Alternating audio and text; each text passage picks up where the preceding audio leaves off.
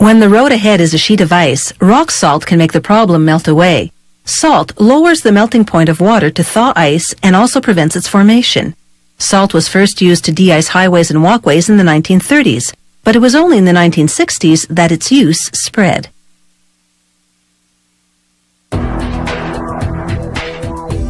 Unprocessed rock salt actually looks like the ice it will eventually be used to melt. This salt comes from huge crystalline caverns 300 meters below the Earth's surface along the Canada-US border. That's a third of a kilometer underground. These massive deposits were formed hundreds of millions of years ago when saltwater lakes dried up.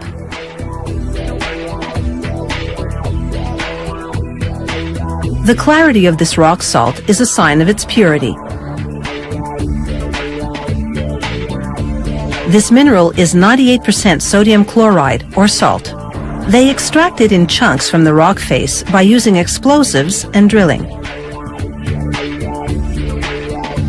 Then a loader scoops up the broken pieces of salt.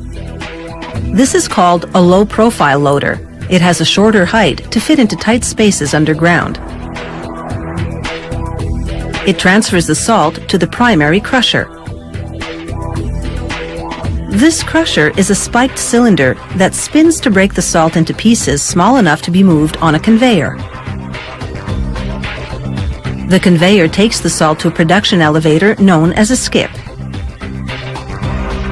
It takes just a minute and a half for the skip to lift its heavy load above ground and up a tower.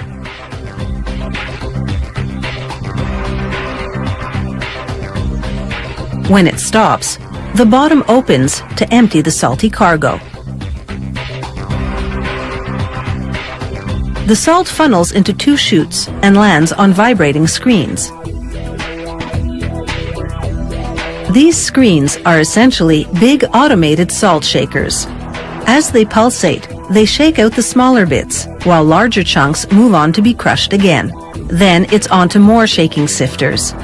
These screen out the very fine particles, and what's left will be used as de-icing salt. There are several sifters in this room. They also sift out particles that are about 10 millimeters in size to be used as water softening product. And for this purpose, the darker bits are seen as undesirable. So they remove those with something called an optical sorter.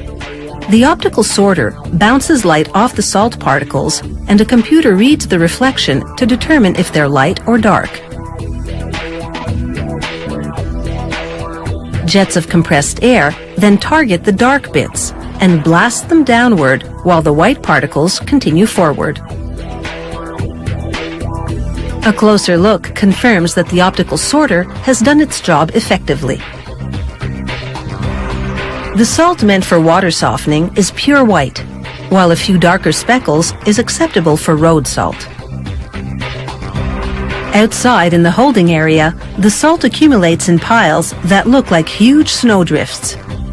If the winter is harsh, road crews will use it as fast as it piles up.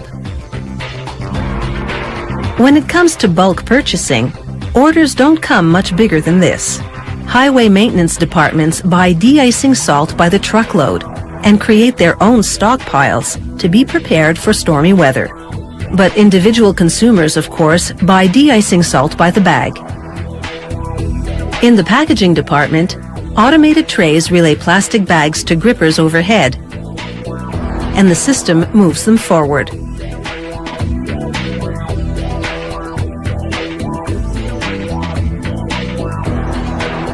Suctioning robot arms pry each bag open. A puff of air further inflates the bag, while a nozzle pipes measured amounts of the de-icing salt into the bag. Once the bag is full, the system moves it forward again, and not a grain of salt is spilled. Finally, a heat sealer melts the plastic to close the package. It's taken about an hour for this rock salt to be mined, crushed, sifted, and packaged. And now they're ready to take it to the street.